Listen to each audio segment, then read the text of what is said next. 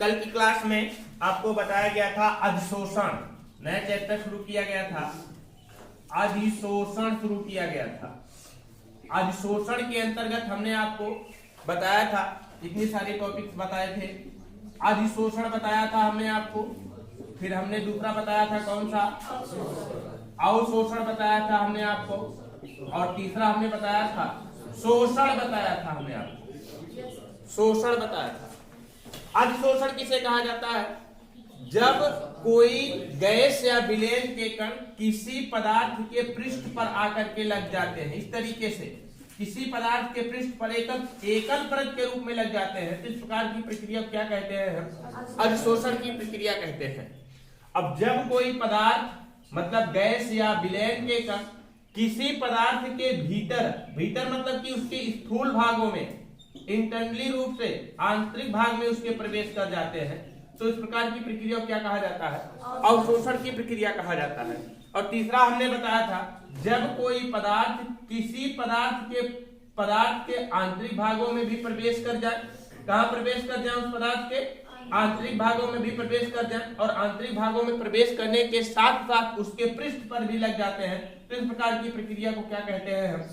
शोषण की प्रक्रिया कहा जाता है। इसे कौन सी प्रक्रिया कहते हैं? शोषण की प्रक्रिया कहा जाता है। अधिशोषण में सिर्फ इतना होता है, अधिशोषण में सिर्फ इतना होता है कि किसी गैस या विलेन के कण किसी पदार्थ के पृष्ठ पर लग जाते हैं। शोषण में क्या होता है? किसी गैस या विलेन के कण उस पदार्थ के आंतरिक भागों में प्रवेश कर जाते हैं। जबकि शोषण में क्या होता है? ये तो अवशोषण था। जबकि शोषण में क्या होता है? शोषण की प्रक्रिया में क्या होता है कि पदार्थ के कण उसके पृष्ठ पर भी लग जाए और उसके आंतरिक भागों में भी प्रवेश कर जाते हैं, तो इस प्रकार की प्रक्रिया को शोषण की प्रक्रिया कहा जाता है। हमने ये भी बताया था आप लोगों को, शोषण का विपरीत क्या होता है? शोषण का विपरीत क्या होता है? विशोषण। शोषण का विपरीत क्या होता है? विशोषण होता है। शोषण का विपरीत क्या होता है आपका?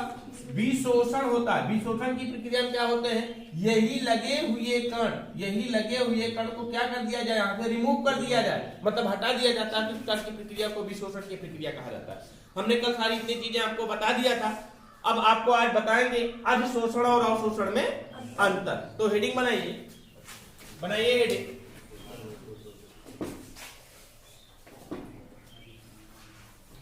अधिशोषण और अवशोषण में अंतर।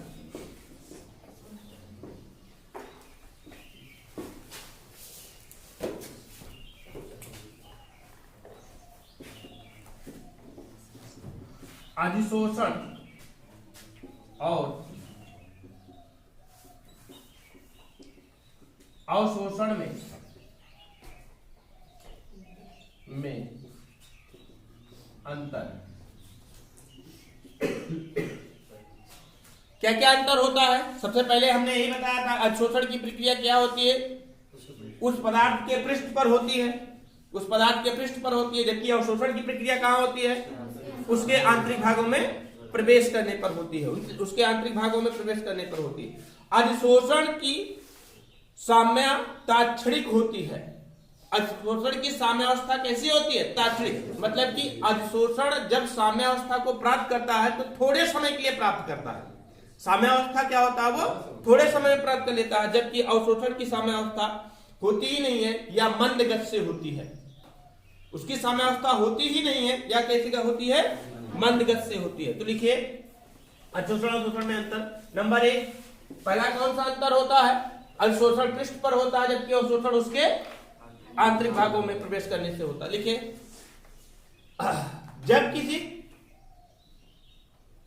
किसी गैस या विलेन के कण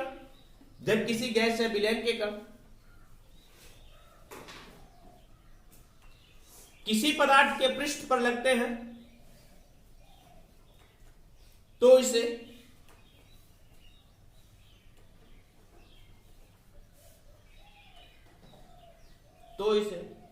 अधिशोषण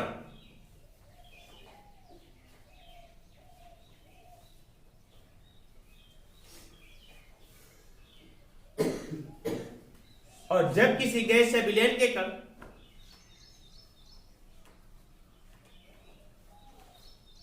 किसी पदार्थ के आंतरिक भागों में प्रवेश करते हैं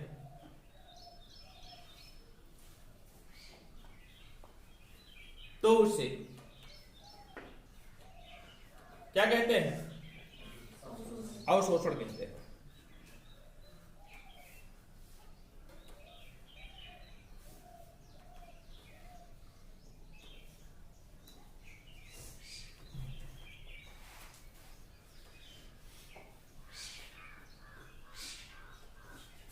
अगला नंबर, हमने अभी भी बताया कि अवशोषण की साम्यावस्था कैसी होती है? तात्क्षणिक होती है, जबकि अवशोषण की साम्यावस्था मंद होती है। तो लिखिए अगला नंबर, अधिशोषण की साम्यावस्था, अधिशोषण की साम्यावस्था तात्क्षणिक होती है, तात्क्षणिक होती है, जबकि अवशोषण की साम्यावस्था मंद होती है।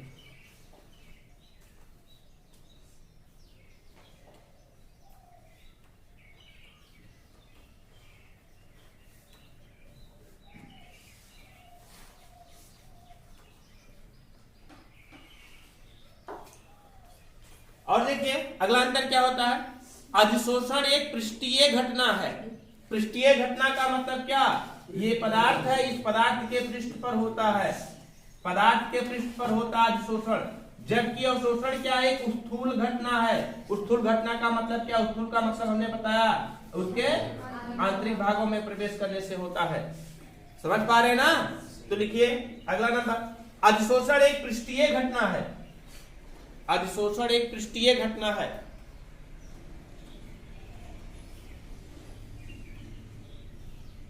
जबकि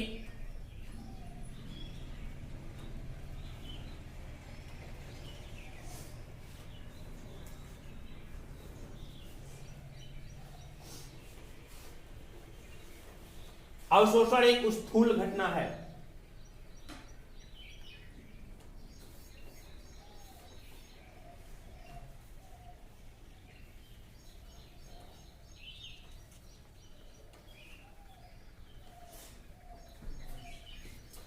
अगला नंबर, अगला अंतर बहुत महत्वपूर्ण अंतर, प्रारंभ में अधिशोषण तीव्रता के साथ होता है, बहुत तेजी से होता है। जब अधिशोषण की प्रक्रिया शुरू होती है तो अधिशोषण बहुत तीव्रता के साथ होता है, लेकिन जब साम्यावस्था स्थापित हो जाती है तो अधिशोषण की प्रक्रिया मंद गति से होने लगती है। समझ पा रहे ना? अधिशोषण जब शुरू होता है मतलब कि जब किसी पदार्थ के कण किसी पदार्थ के पृष्ठ पर लगने शुरू होते हैं तो बहुत तीव्रता के साथ लगने शुरू होते हैं, बहुत तेजी से लगने शुरू होते हैं। लेकिन जैसे जैसे अवशोषण की प्रक्रिया होती जाती है अर्थात साम्यावस्था स्थापित होती जाती है, अवशोषण क्या होने लगता है? मंद होने लगता है। जबकि अवशोषण समान वेग से होता है, अनवरत रूप से समान वेग से होता रहता है। ऐसा नहीं प्रारंभ में तेज हो रहा हो फिर साम्यावस्था स्थापित होने पर बंद हो जाए, ऐसा नहीं होता है। अवशोषण हमेशा समान वेग से होता है। अगला नंबर लिखिए, अधिशोषण प्रारंभ में तीव्रता के साथ होता है,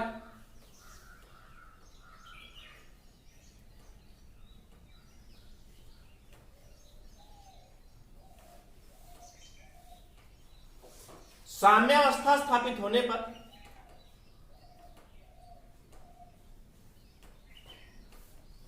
इसकी दर मंद हो जाती है।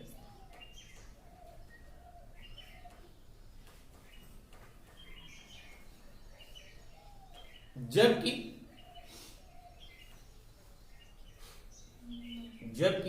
अवशोषण की प्रक्रिया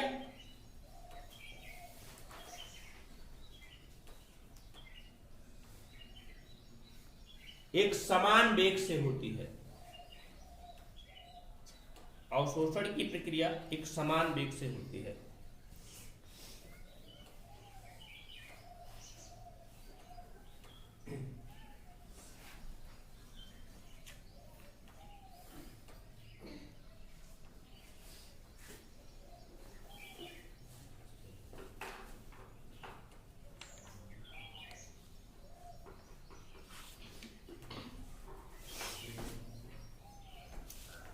ये तो था अधिशोषण और अवशोषण में अंतर। अब आप लोगों को जानना है अधिशोषण के प्रकार। क्या जानना है? अधिशोषण के प्रकार।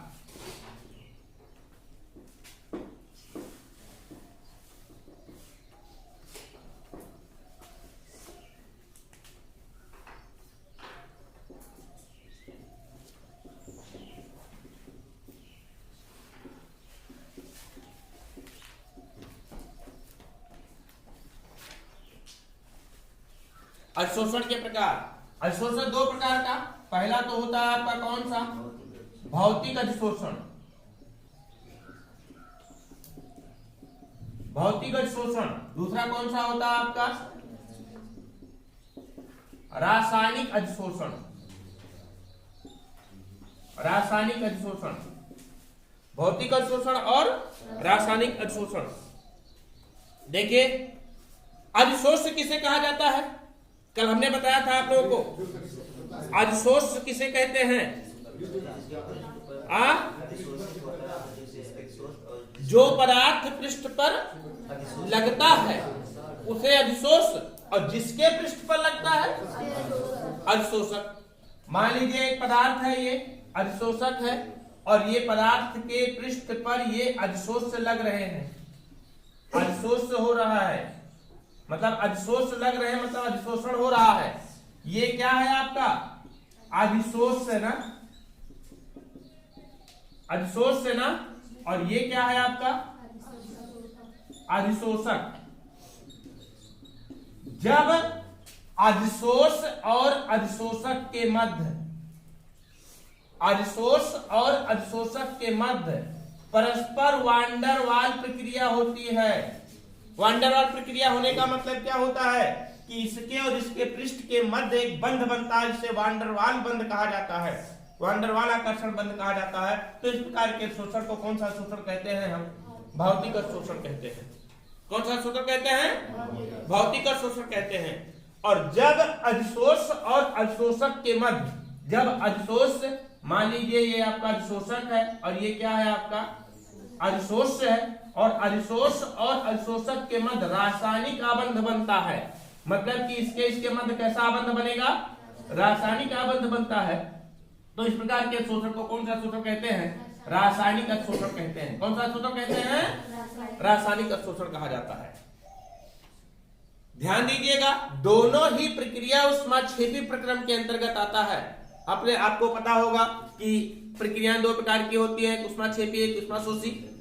ऊष्माशोषी प्रक्रिया में क्या होता है, जब कोई रासायनिक अभिक्रिया होती है तो उस रासायनिक अभिक्रिया के फलस्वरूप ऊष्मा का अवशोषण होता है।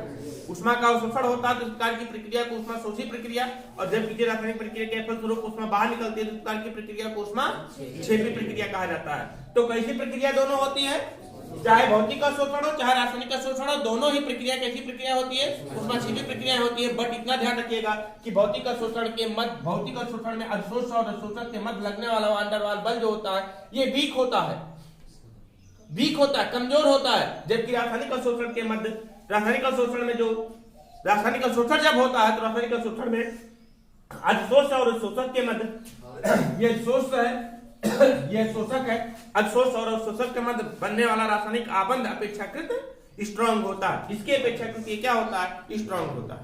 बस इतना अंतर जानना है आप लोगों को कि भौतिक और शोषण किसे कहते हैं, जब अधिशोष और अधिशोषक के मध्य, अधिशोष और अधिशोषक के मध्य परस्पर वांडर वाल प्रक्रिया होती है, अर्थात वांडर वाल बल के द्वारा एक दूसरे से जुड़े होते हैं, तो इस प्रकार के अधिशोषण को भौतिक शोषण।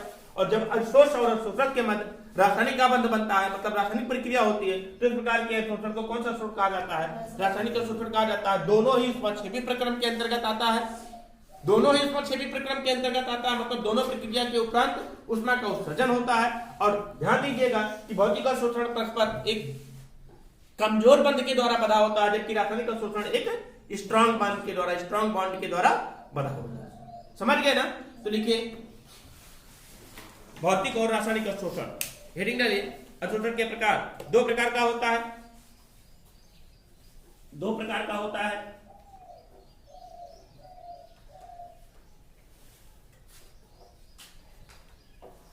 नंबर एक भौतिक शोषण, नंबर दो रासायनिक शोषण।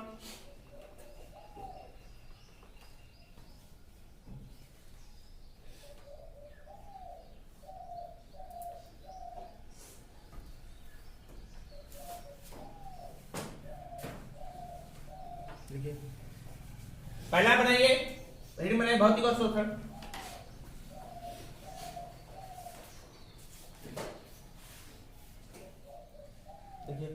जब अधिशोष और अधिशोषक के मध्य, अधिशोष और अधिशोषक के मध्य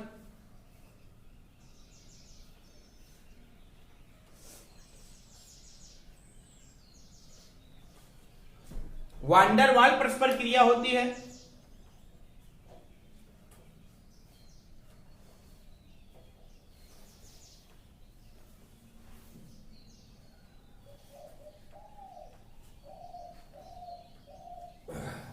तो उसे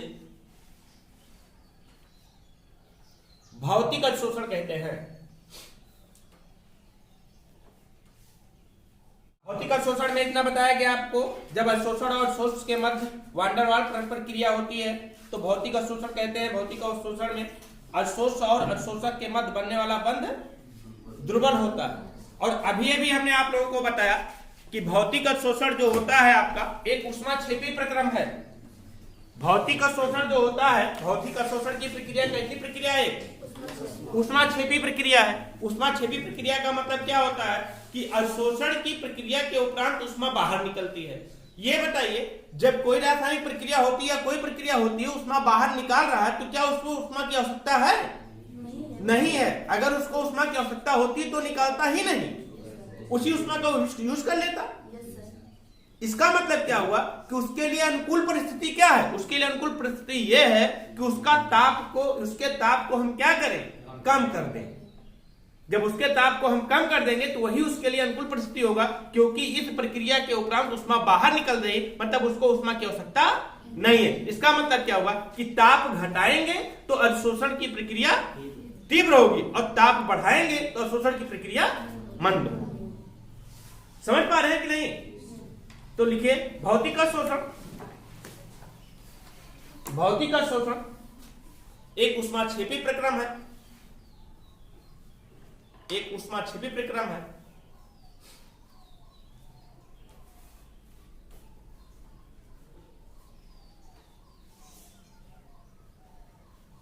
अर्थात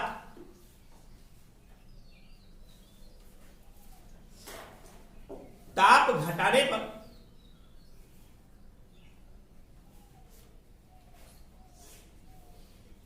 घटाने पर अवशोषण की प्रक्रिया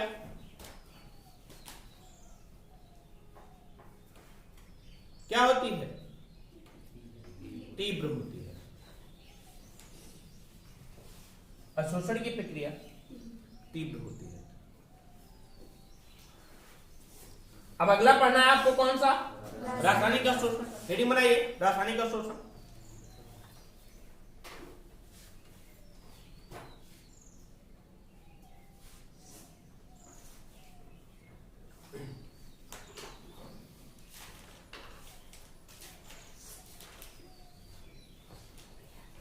तो रासायनिक अवशोषण किसे कहा जाता है? अभी हमने बताया, जब अवशोष और अवशोषक के मध्य परस्पर रासायनिक आबंध बनता है तो प्रकार के अवशोषण को कौन सा अवशोषण कहते हैं? तो लिखिए, जब अवशोष और अवशोषक के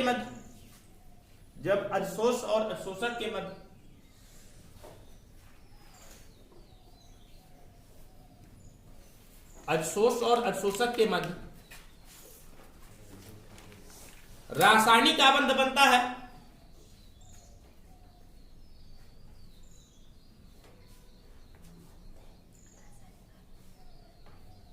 तो उसे क्या कहते हैं? रासायनिक अवशोषण कहते हैं। तो उसे रासायनिक अवशोषण कहते हैं।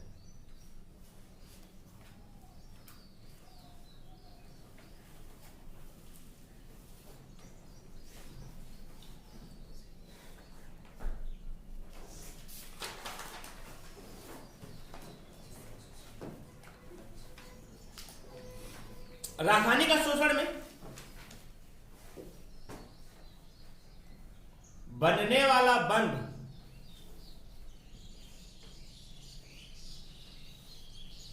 अपेक्षाकृत मजबूत होता है।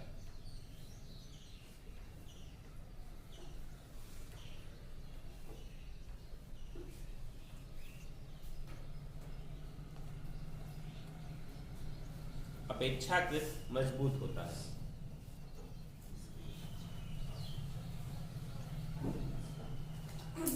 रासायनिक अवशोषण भी एक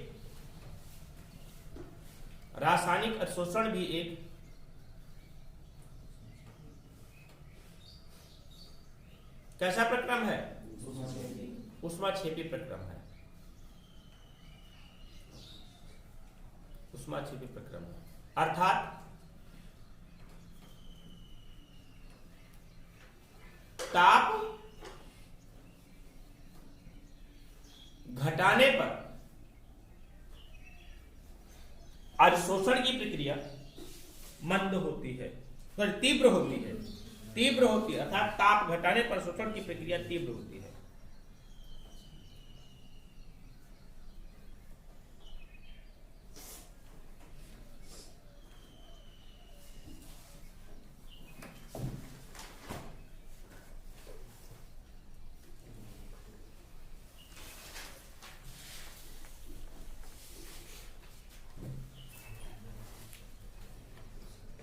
ये तो था आपका क्या अधिशोषण के प्रकार।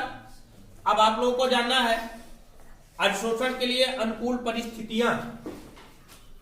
हेडिंग बनाइए, अधिशोषण के लिए अनुकूल परिस्थितियां।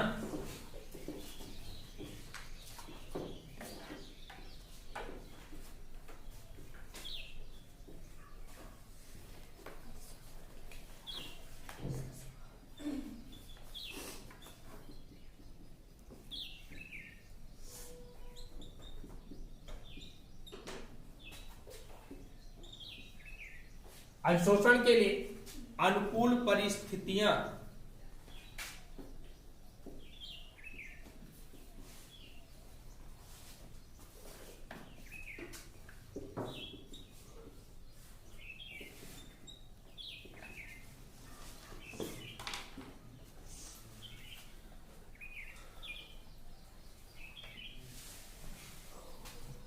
तो सबसे पहली परिस्थिति क्या होनी चाहिए, ताप के बारे में जानने का प्रयास करेंगे हम। ताप के बारे में जानने का प्रयास करेंगे तो हमने पहले बताया कि शोषण कैसा प्रक्रम है, एक ऊष्माक्षेपी प्रक्रम है ना, हमने बताया ना ऊष्माक्षेपी प्रक्रम है। ऊष्माक्षेपी प्रक्रम होने के नाते क्या होना चाहिए, ताप निम्न होना चाहिए, मतलब निम्न ताप पर अवशोषण की प्रक्रिया क्या होगी, तीव्र होगी। ऊष्माक्षेपी प्रक्रम होने के कारण, ऊष्माक्षेपी प्रक्रम होने के कारण ताप की मात्रा कम होने पर, ताप घटाने पर अवशोषण की प्रक्रिया तीव्र होगी। क्योंकि अभी अभी हमने बताया कि चूंकि ऊष्माक्षेपी प्रक्रम है, ऊष्माक्षेपी प्रक्रम में ऊष्मा बाहर निकलती है, जब ऊष्मा बाहर निकलती है मतलब इसको ऊष्मा की आवश्यकता नहीं है। तो इसके लिए अनुकूल यही होगा कि जितना कम से कम ताप देंगे, कम से कम जितना ताप रहेगा अवशोषण की प्रक्रिया उतना ही तीव्र होगी। इसका विपरीत कह सकते हैं कि ताप बढ़ाने पर अवशोषण की प्रक्रिया मंद होगी, ताप बढ़ाने पर शोषण की प्रक्रिया मंद होगी। ताप के बारे में हो गया। दूसरे बात करते हैं किसकी, दाब के बारे में। दाब क्या होता है, दाब में वृद्धि करने पर और ताप में कमी करने पर, दाब को बढ़ाते जाएं और ताप को कम करते जाएं, दाब में वृद्धि करने पर और ताप में कमी करने पर अवशोषण की प्रक्रिया क्या होती है, तीव्र होती है। तीसरी प्रक्रिया क्या होती है, तीसरा क्या होता है आपका, अधिशोषक का पृष्ठीय क्षेत्रफल, अधिशोषक का पृष्ठीय क्षेत्रफल। अधिशोषक का पृष्ठीय क्षेत्रफल देखिए बेटा, अधिशोषक का पृष्ठीय क्षेत्रफल जितना बड़ा होगा, जितना ज्यादा होगा, पृष्ठीय क्षेत्रफल यही तो होगा पृष्ठ का क्षेत्रफल। अवशोषण का पृष्ठीय क्षेत्रफल जितना ज्यादा होगा, इसका क्षेत्रफल जितना ज्यादा होगा, अवशोषण की प्रक्रिया उतनी ही तीव्र होगी। तो अनुकूल परिस्थिति क्या क्या होनी चाहिए, सबसे पहला क्योंकि ऊष्माक्षेपी प्रक्रम है इसलिए निम्न ताप होना चाहिए, तो शोषण अधिक होगा, और ताप अधिक हो जाएगा तो शोषण कम होगा। दूसरी प्रक्रिया क्या होनी चाहिए, दाब बढ़ा दे, ताप को कम करते जाए, अवशोषण क्या होगा, तीव्रता के साथ होगा। दाब को बढ़ाते जाए, ताप को कम करते जाए, तो अवशोषण क्या होगा, तीव्रता के साथ होगा। और तीसरी प्रक्रिया क्या होनी चाहिए, अवशोषण का पृष्ठीय क्षेत्रफल, अवशोषण का पृष्ठीय क्षेत्रफल जितना अधिक होगा, अवशोषण का पृष्ठीय क्षेत्रफल जितना ज्यादा होगा, अवशोषण की प्रक्रिया उतनी ही तीव्र गति से होगी। तो लिखिए, अवशोषण की निम्न अनुकूल परिस्थितियां होती हैं। अधिशोषण के लिए निम्न अनुकूल परिस्थितियां होती हैं।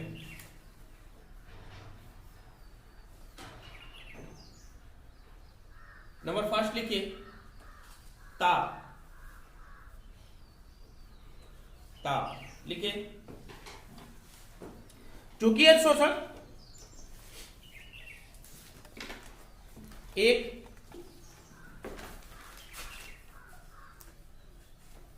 कैसा प्रक्रम है? ऊष्माक्षेपी प्रक्रम है। अवशोषण एक ऊष्माक्षेपी प्रक्रम है। अतः ताप कम करने पर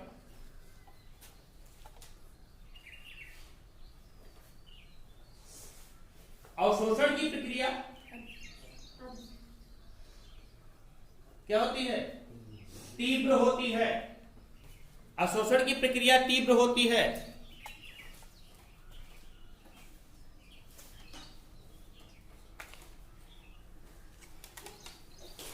जबकि इसके विपरीत ताप बढ़ाने पर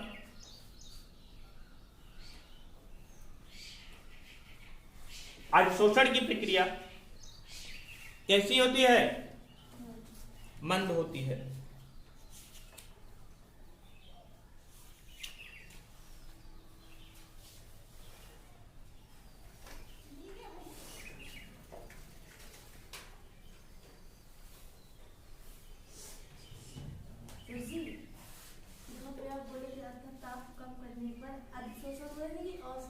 अधिशोषण, अवशोषण पढ़ा ही नहीं रहे, अधिशोषण पढ़ा रहे हैं। अधिशोषण, हाँ अगला लिखिए दाब। दाब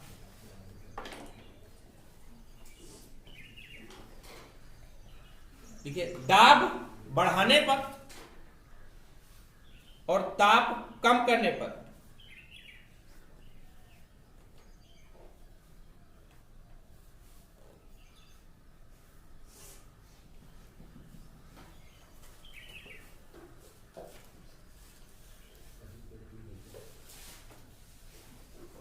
अधिशोषण तीव्र गति से होता है। अधिशोषण तीव्र गति से होता है।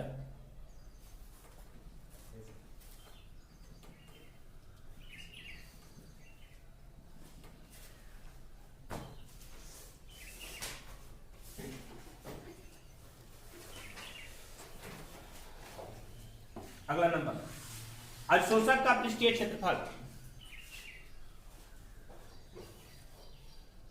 अधिशोषक का पृष्ठीय क्षेत्रफल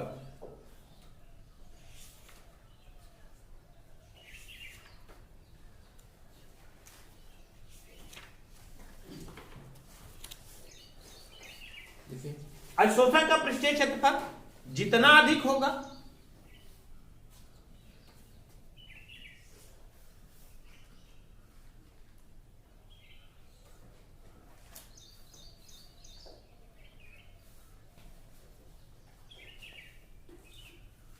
जितना अधिक होगा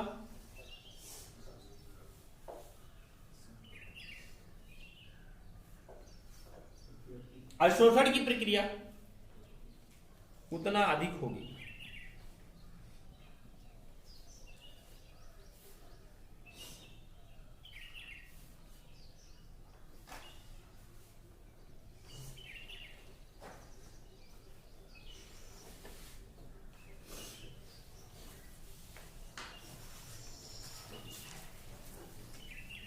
इसका लास्ट टॉपिक आपको पढ़ना है अधिशोषण के महत्व और अनुप्रयोग। हेडिंग बनाइए, अधिशोषण के महत्व और अनुप्रयोग।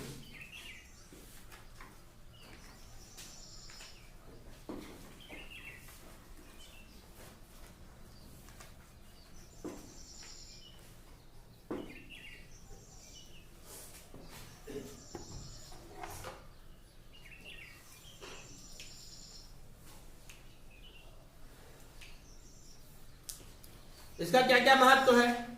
सबसे पहले तो पेयजल के शोधन में अवशोषण का प्रयोग किया जाता है। पेयजल के शोधन में अवशोषण का प्रयोग किया जाता है। कैसे पेयजल का शोधन किया जाता है? जब अशुद्ध जल होता है, अशुद्ध जल में उपस्थित कार्बनिक अशुद्धियों को किसी दूसरे पदार्थ के पृष्ठ के द्वारा क्या कर लिया जाता है? अवशोषित कर लिया जाता है। तो सबसे पहला बात इसका क्या है? पेयजल के शोधन में। दूसरा उपयोग इसका क्या है?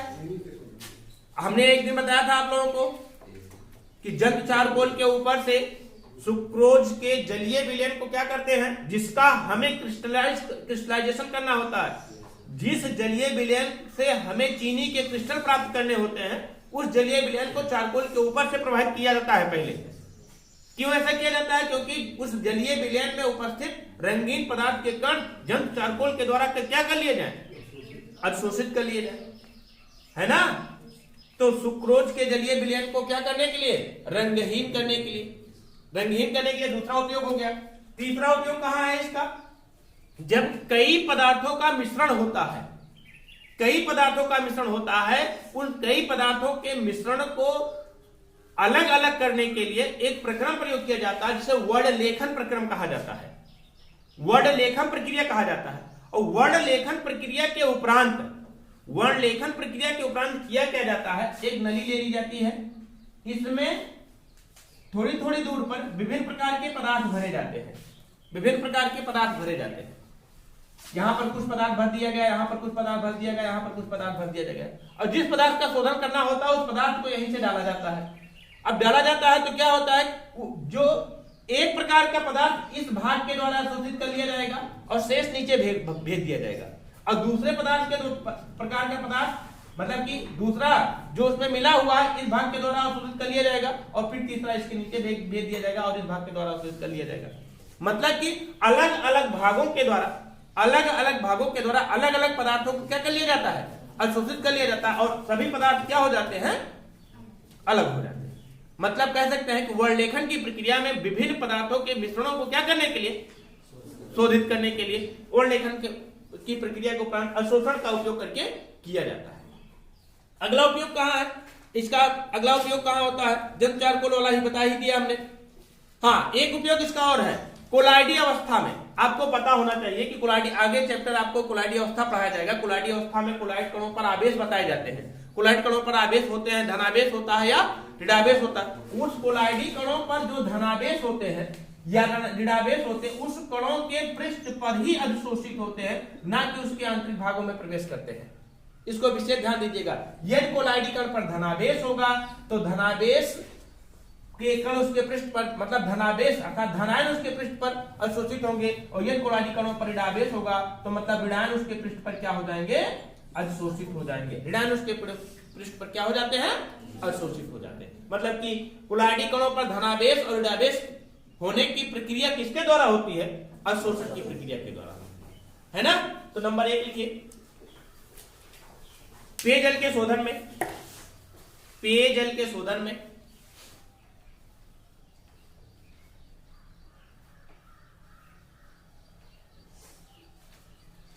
अगला नंबर, अधिशोषण वर्ण लेखन, अधिशोषण वर्ण लेखन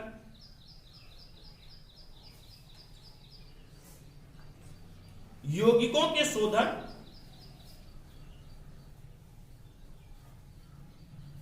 यौगिकों के शोधन एवं जटिल मिश्रणों के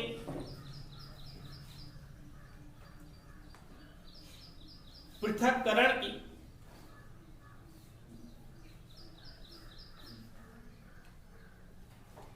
एक बहुत उपयोगी विधि होती है।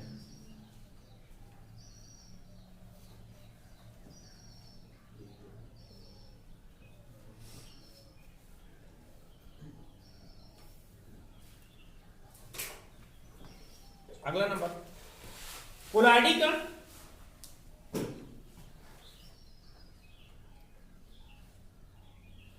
धन या ऋणावेशित कण होते हैं।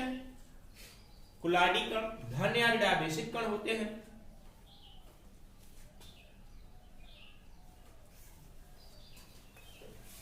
कोलाइडी कणों पर विद्युत आवेश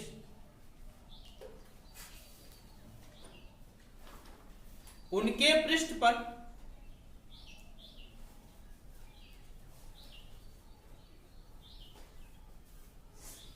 विलयन से आयनों का, विलयन से आयनों का अधिशोषण के कारण होता है। विलयन से आयनों का अधिशोषण के कारण होता है।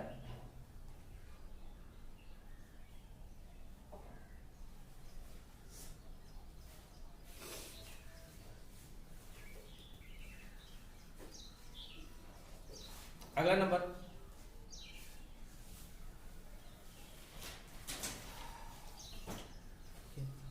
अशुद्ध चीनी के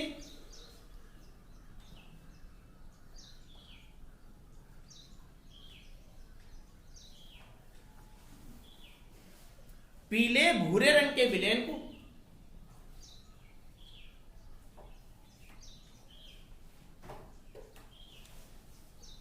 रंगहीन करने की प्रक्रिया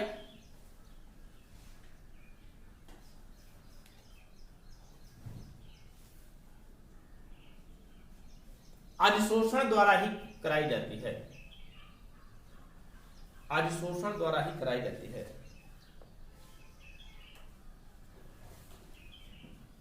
चार पांच उपयोग हो गया ना? बहुत है इतना।